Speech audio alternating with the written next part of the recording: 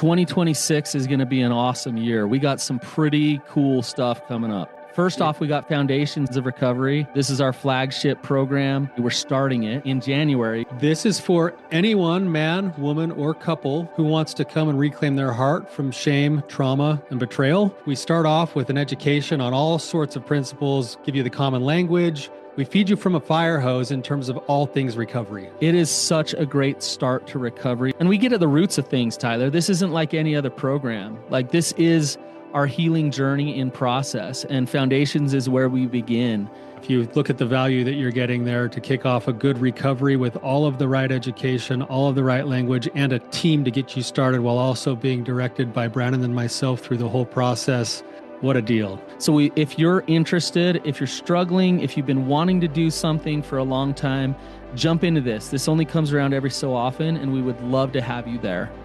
Click the link in the description to sign up for it. And to make it even sweeter, we're also including a raffle for a free pass to the Radiant Dawn retreat. Anyone who signs up for Foundations will be added to the raffle for that free Radiant Dawn pass. If you're a man and you sign up for Foundations, your name still gets entered, and you can give that pass away if you win it to any woman that you want to. So what you're saying, Tyler, is if you sign up and participate in Foundations, you could possibly go to Radiant Dawn for free? That's exactly what I'm saying, which is crazy because Foundations by itself is already an insane value. Man, I sound so salesy. But it actually is awesome. So come to Foundations. And even if you don't come to Foundations, sign up for Radiant Dawn. It's beyond therapy, the best healing experiences that you can have. Click the link below and come join us. How do I overcome the effects of bullying that still show up in my life?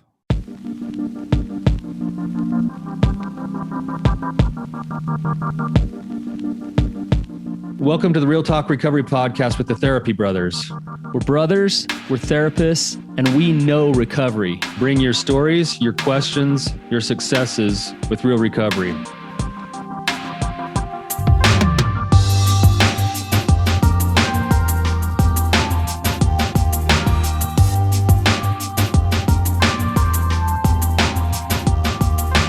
How do I overcome the effects of bullying that still show up in my life?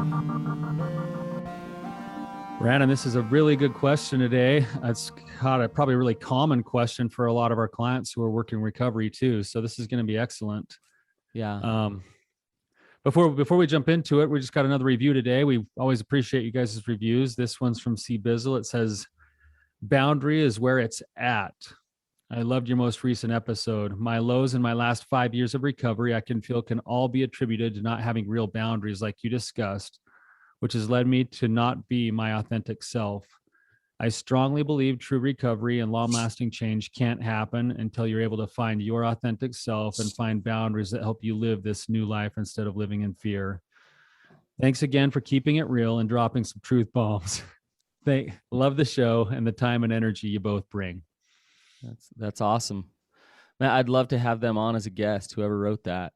It sounds like good shifts have happened and they're understanding what healthy boundaries actually are.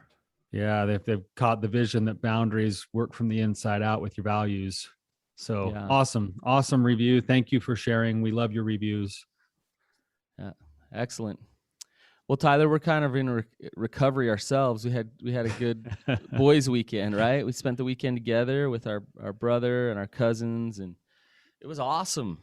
Had a really, really good time. I mean, physically, I'm spent because I haven't kept myself in the kind of physical shape you need to be to wakeboard and surf for a couple of days behind a boat. But other than that, the emotional recharge was awesome. Really good to spend time with the boys and just kind of get into the depths of the deeper things of life, you know? Yeah. I mean, you were my cornhole partner and kind of let me down, but other than that, it was a great weekend. To my remembrance, it was your side of the cornhole board that wasn't performing. So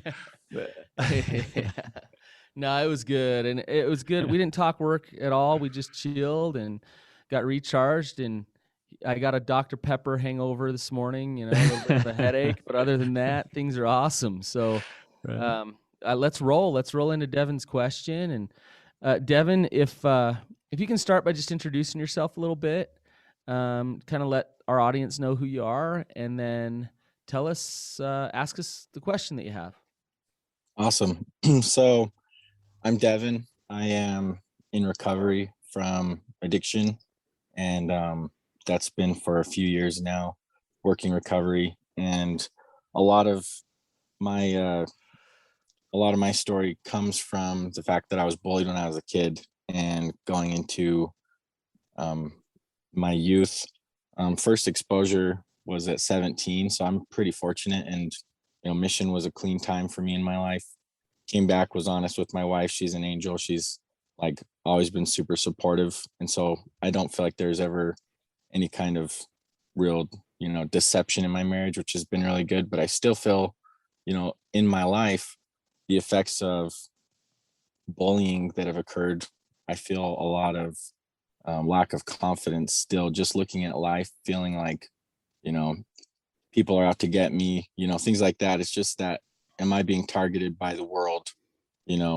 Just that same feeling, and not really relating to the people who had bullied me in my childhood. I don't really feel like I'm scared of those people or those things, but I realize that those effects and that mindset still shows up in my life a lot, and it's something that I really do want to have um, understanding of what I can do. Even now, I feel like that those neural pathways are still pretty strong, and that's kind of probably the biggest thing that haunts me still, is the effects of that. Devin, Go ahead, Brandon. Go ahead. No, you first. Go.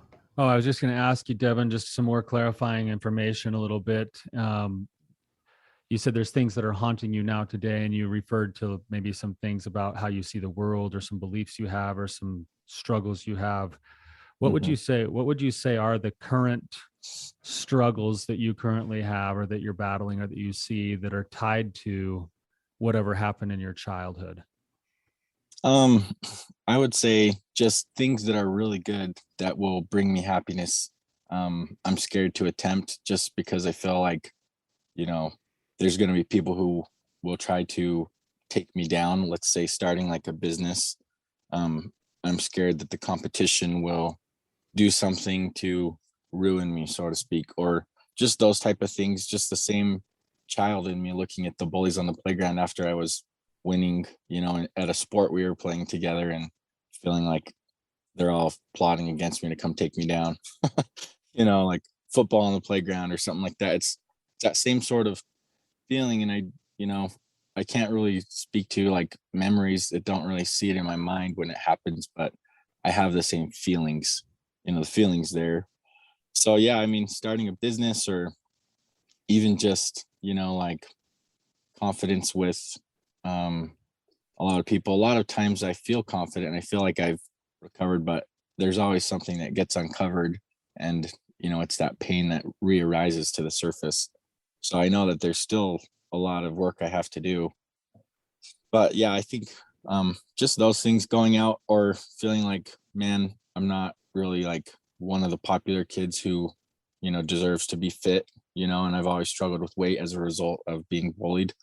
I think that when I started getting bigger, I ate to feel comfort, but I also got bigger, which made me feel less susceptible to attack, from being bullied, made me feel like I got more insulation from attack, So I lost weight on my mission, had a really good mindset, dailies really well, and feeling like my life was under control. And then gaining the weight back after my mission, slowly, with now 3 kids, expecting twins, which is really exciting. But at the same time, I just want to become the man who can really step into his masculinity and not be secretly afraid of, things for my kids, especially.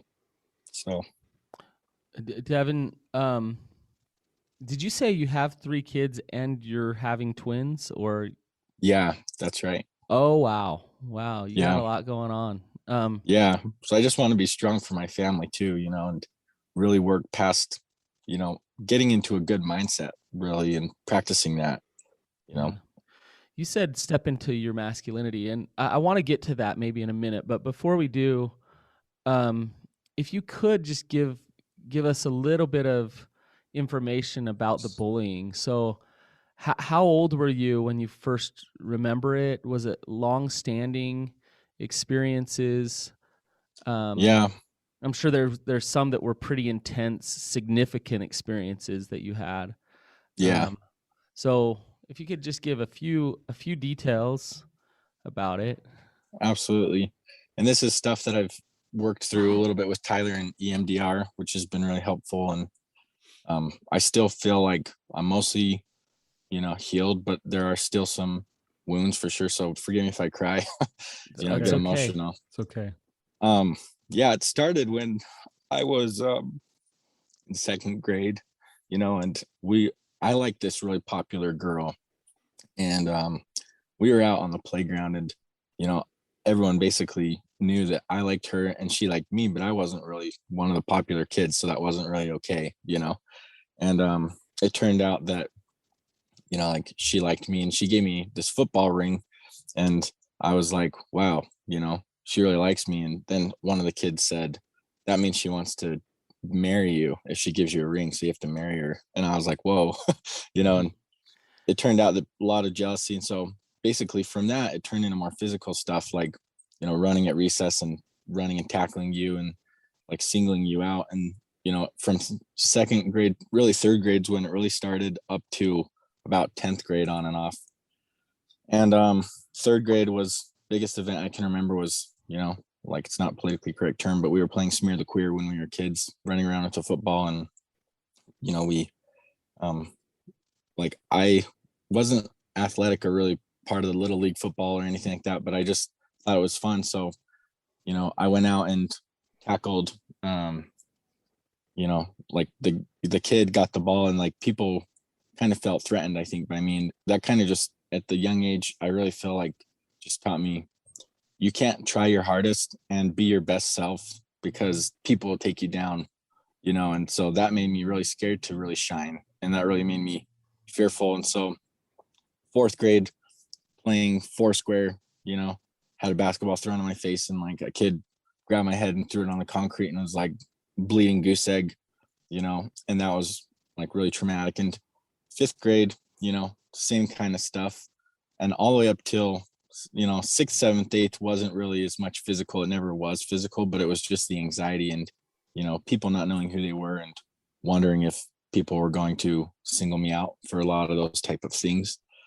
So then 10th grade was the last time, you know, there was people, and I remember going to the locker room. They made me fight this kid in high school, and I did not want to. I was a sophomore and they were seniors, and they kind of blocked the exits of the locker room and said, "You're not leaving until you fight this kid." And so I fought him, and I basically, I guess you could say, I won the fight. But we went out, and the next day I had this really strong feeling, just don't go in the locker room. So I took my gym bag and changed in just a normal restroom in the school. And I was walking past the hallways, and I heard the voices of those people saying, "Where is he? We're going to like beat him up." So that was really frightening, and just to me, I went to the school teacher and told him, "Hey, like, this is what's going on." And he said, "You'll never have a problem again." And he was a big grizzly guy who was football coach, and was a PE class.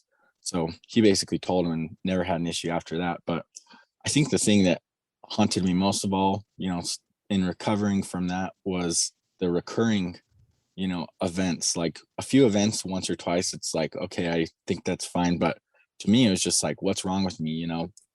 This keeps happening. And it was, always that anxiety and worry of what's going to happen next. And sometimes I feel that still in my life. Like, like there's forces at B, or, let's just say like the world's going a certain way. And sometimes you feel like, man, the government's, plotting these things, and are we going to be okay? It's that feeling of, am I going to be okay? It's out of my control. And there have been times of relief for sure. I mean, most of my life has felt like God's in control, and I surrender to him and feel that really good confidence that he's in control on my mission. That's, I think, why I lost weight and why I was so confident, and felt really great, is I felt that God was in control and he was taking care of me, and I kind of turned my life over to his care.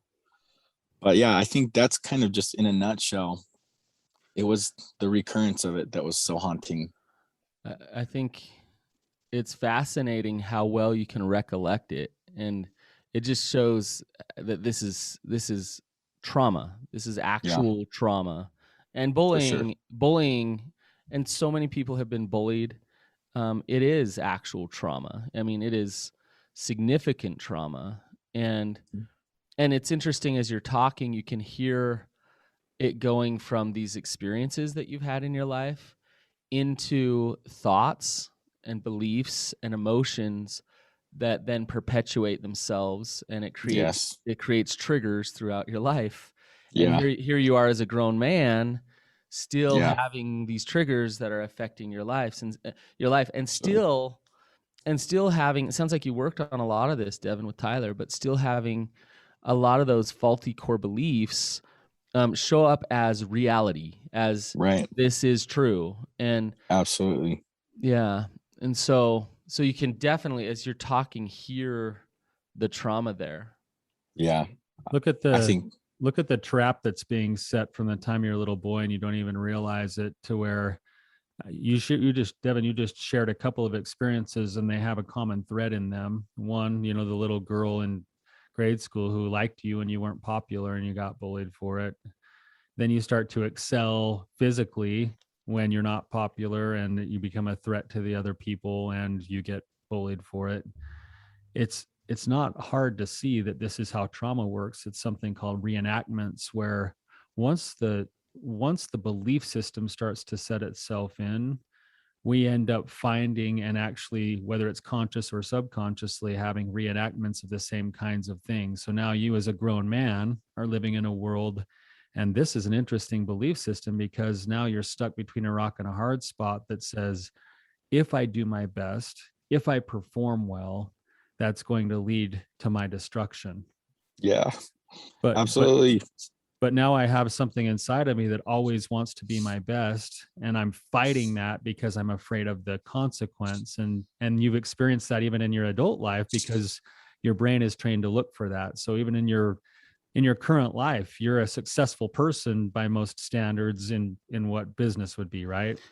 Yeah. And yet you're holding yourself back because you want to fly under the radar, because you're afraid of what happens if you get put on the map. Yeah. And now you're stuck there, and I can see there's a lot of emotion. People can't see your face right now, Devin, but there's a lot of emotion coming out right now. Can you just kind of speak to what you're feeling and experiencing? Man, sorry.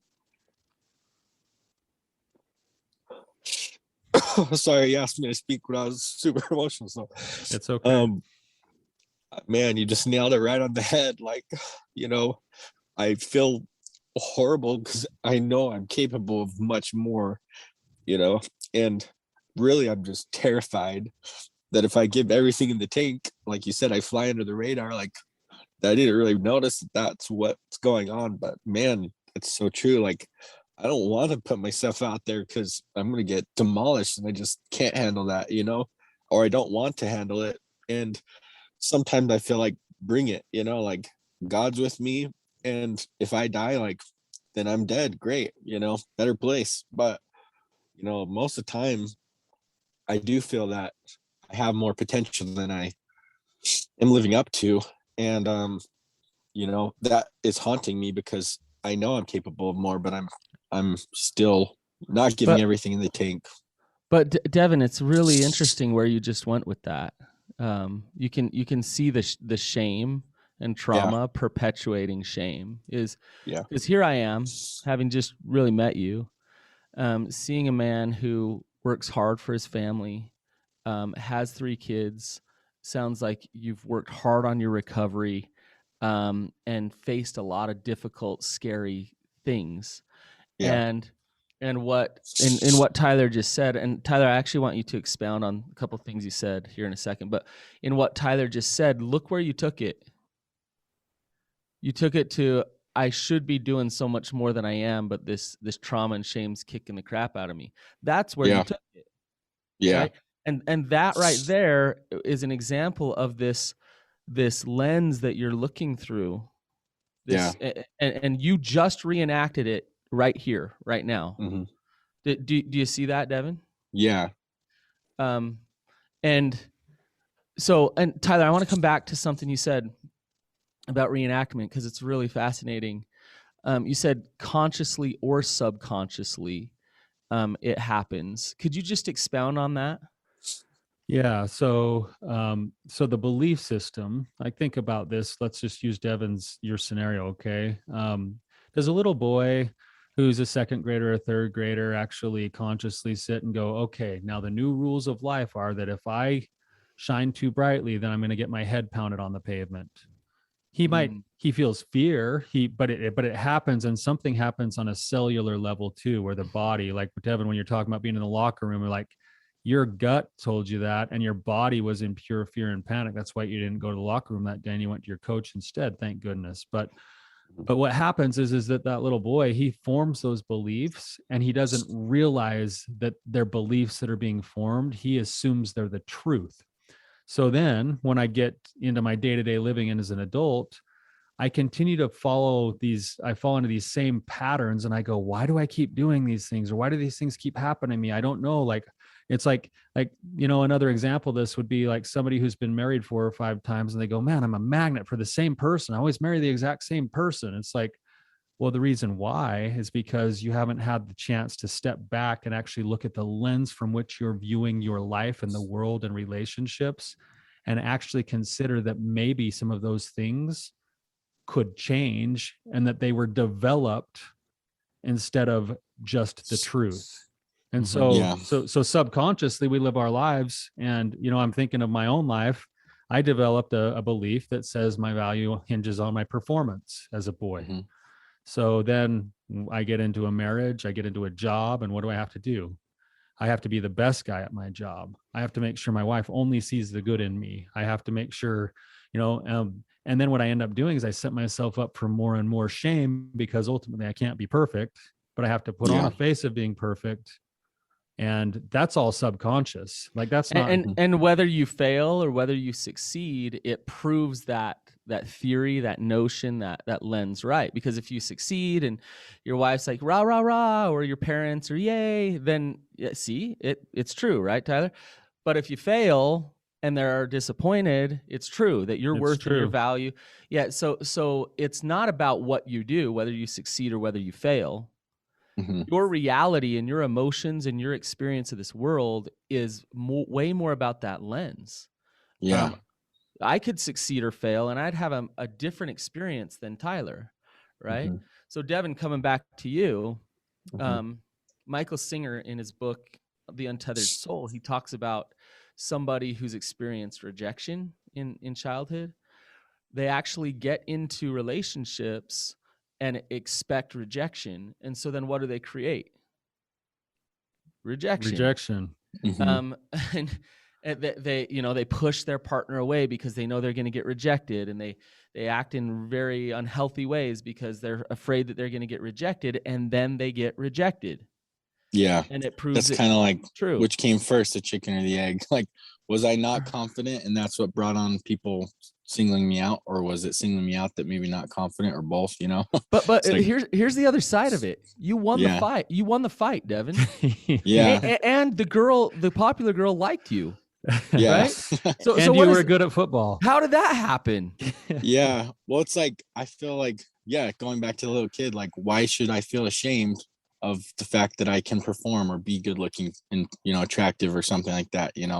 I think other people's insecurities came out and, they retaliated because of their own insecurities. And that's what I'm trying to really realize, but there have been times in my life where I have had great performance, like in work. And it's almost ironic because I'm drawn back to the same. It's like, I kind of joke that it's like exposure therapy, because I've done door-to-door sales for 6 years plus, and all these things, which nothing is more terrifying than going and knocking on a stranger's door and getting rejected.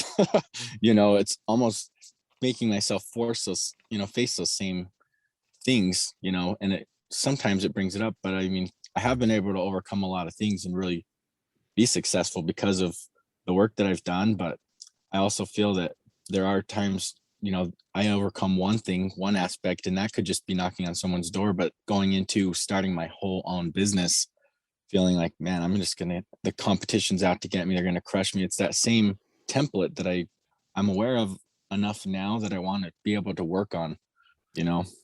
Well, I'm kind of hearing you say that the real fear and the real work with this trauma is not so much about succeeding, like door-to-door sales, you can go crush it. But Yeah. it's that thing that might happen after the success, which is, okay, now your Yeah. competition comes. Now the opposition comes. Yeah. And that sounds like it has a lot of power It still. does. And Yeah. like, even, I could make 100 grand in a month and feel like, man, I don't like, if I go and succeed even more, not only is it going to be excruciating to get there, but the tax man's going to take all that I earned. Mhm. It's that fear of success because of what'll happen after. And, just like what you just said, like, nailed it. Right. So Brandon, can I come back to what you're saying? Because I want to try to help Devin see what you were saying with his specific situation. Yeah. All right. What I basically heard you saying is that the world is going to be the world. Things are going to happen. Like in my scenario, I'm either going to perform and get those accolades or I'm going to fail. The truth is I'm going to do both. I'm going to excel at certain things. I'm going to fail at certain things. That's just the way the world is. But it's the belief system around those things that has to be looked at and shifted. And so if we're looking at like what we're talking about right now with you, Devin, it's if you were to start to shine, if you were to step into the world, whatever it is, your workplace or your relationships with other people, or pick anything, and you were going to start to shine, the treatment isn't to say it'll never happen again, that people will be jealous, or that it's really to say there will be people that will try to take you down. There will be people that will be jealous of you. There will be people that will be insecure of you. The question is, what does that mean? Yeah. Does that mean that you therefore then shouldn't do that because you're going to need to experience shame, or do you need to do something else to see it differently and accept it for what it is, but have a different story around it that can be just as true or truer than the current narrative that you have? Yeah. I guess that's one story I need to figure out how to see, and how do I cement that resilience and confidence. Is it possible that you could start to work into a place where you could see yourself as capable of handling the fact that certain people won't like your success, but seeing the benefit of the success because it helps you step more fully into your own power, your own authenticity as a man, and know that as that man, it's okay that there will be certain people that won't like you, and that you know how to, through boundaries, how to protect yourself.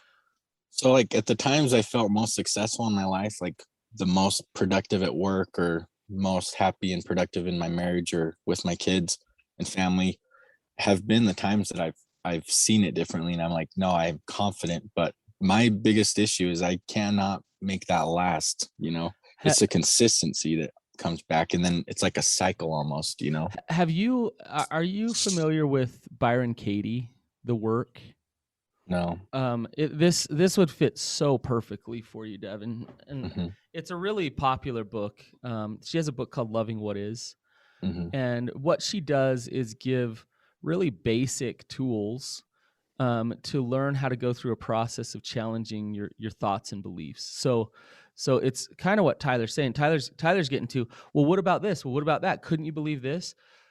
Byron Katie stops you in your tracks a little bit, and she says, okay, like you're struggling, you're suffering. Let's just look at what you're thinking. Yeah. And look at, and I'm not going to go through all of Byron Katie's work right now, but let's look at what you're thinking and look at what else you could believe instead. Yeah. And what would life be like if you believed this other thing instead? What would that Yeah. shift? And as you work yourself through her work, your energy and emotion starts to change about the trigger that you're in. And all of a sudden, you're not responding to that thing in that self-fulfilling prophecy of creating the problem that you're tired of having. You're actually responding to it totally differently, because now you have control about what you believe and what you think. So I would Yeah. really highly recommend Byron Katie, Loving What Is. She also has a lot of like YouTube videos and things where she walks people through that process. And people who have done her work, they practice doing it, because in those moments when they're triggered, they can stop and take control of their mind. rather than have their mind take control of them. Can I ask a question, Brandon? Uh-huh. I feel like when I think about doing that, seeing what is and thinking how it could be different, there's a small part of me inside that says, but I'm not worthy of that. There's a small part. It's like trying to do a positive affirmation where you're telling yourself that you are these things, but you don't really believe it because you're like, but I don't believe that I am, because these things have happened, Okay, let me walk you through her work with that question. So I'm not worthy of that. Let's take that thought. Okay. Is that true? I know it's not, but it feels like it is. Okay. So that's not true. Yeah. Okay. All right. If you were to say, well, it might be, I'd say, can you absolutely know that thought is true? But you're saying, no, it's not true. Okay. What would your life be like without that thought? Happy. Okay. Yeah. To actually believe that, hey, I am worthy of it. Mm-hmm. That would make you feel good, make you feel happy. I think I would feel happy, but still scared that other people would come get me for trying to follow my own happiness and shine, Okay, and I could back up and we could start doing the work on that thought. Is that true that other people would come and get you for sometimes shining? Okay. Can you absolutely know it's true that when you shine, other people are going to come and get you? I guess probably 30-70, it just experientially, It's happened in the past, but in the future, can you absolutely know it's true that that's going to happen? No, I don't know the future. So yeah. Okay. So you can't absolutely know it's true, right? Yeah. What would your life be like without that belief that other people are going to come and get you?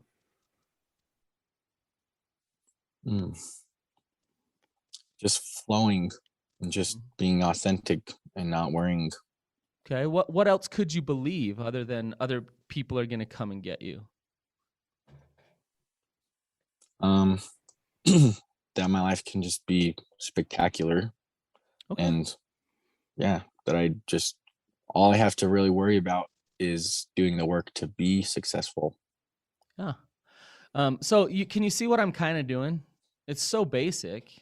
We're just challenging the thought, and then we're saying you're trying to get your emotion and your energy to that place of what would it be like without it, and then replace it and think about a new belief that you could start to kind of examine and look at. Like, what else could I believe?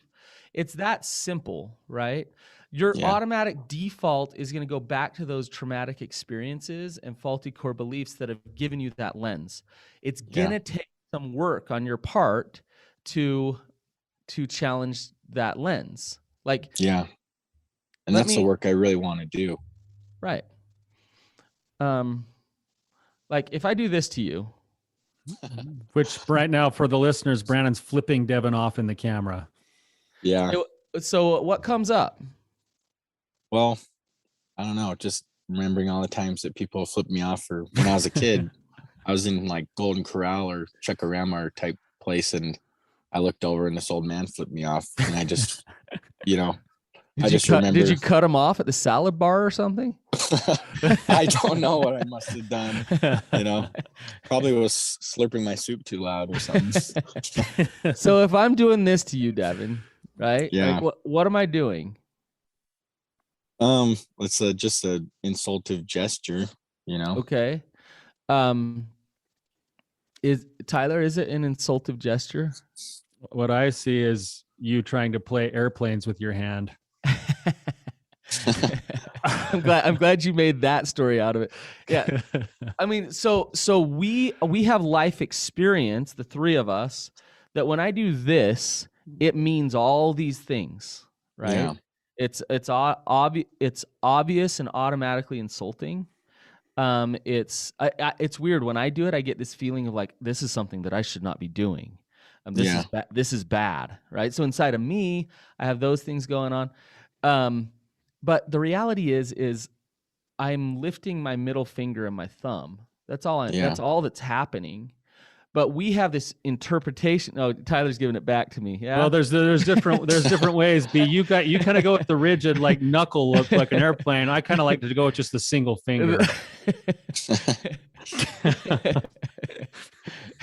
But are you guys getting my point here? Is Yeah, it's our like life? it's what you interpret it as, Yeah, I like think I could, Devin, I could be saying, "Hey, I love you, man," and yeah, I'm flipping you off, right? like you're a brother just teasing. You're my brother. Yeah. Yeah. Yeah. It's like one thing that I feel like's helped me a lot. I mean, I feel like I'm on like on the verge of a breakthrough just as far as mentally goes, because I'm like on a teeter-totter where one side's on both sides, and I feel like one's, I kind of go, oh, I'm confident, oh, I'm not, like, and I feel like I'm just trying to get down, doing the work to cement, that template. But when you do that, I kind of, I think about what Tyler taught me is that people hurt other people when they're hurting. When I see that as the truth, like, hey, that's him, not me. And I'm just focusing on like, I'm okay. This is because he's feeling something, I love you that know, shift in thinking. yeah, like I feel like, 60% of the time I get to that. And then there's some triggering event that comes up that just says, nope, you're wrong, Devin. This is all wrong. Like going back to the old mindset, because that's where I feel like I know how to feel safe in my own life. So what I really want to do is just say like, screw you. I'm Yeah. moving past, and like I don't want to listen to this anymore. It's like almost those voices, and I don't know if it's the devil and his minions, demons trying to get you to be discouraged. Like I know that there's a force out there, that's trying to get you discouraged, and all these things. And you know I feel like part of me just wants to say like, hey, no matter what you do, I'm not going to care. But then I know that the forces will try harder. So it's kind of going back to that flying under the radar feeling of like, do I just embrace that, hey, you know what, whatever's going to happen is going to happen, and like I will be a failure only if I don't give it my all?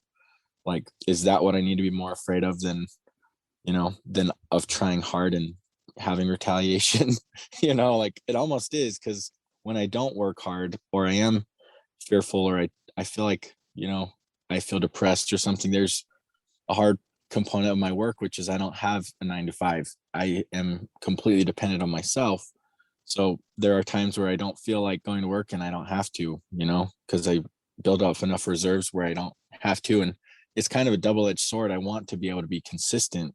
I want to be able to feel like I'm always working towards something, but it's really easy when those thoughts come back to just hunker down in my shell again and say, like, I don't want to have to face the world. Yeah. So Devin, I want to just maybe add to what Brandon's saying, that 40-60, it sounds like you're already doing a lot of the work. Now, what Brandon was doing, and I'm going to suggest this, is that when that 40% still comes up, be curious the way Brandon just taught you. Is it true?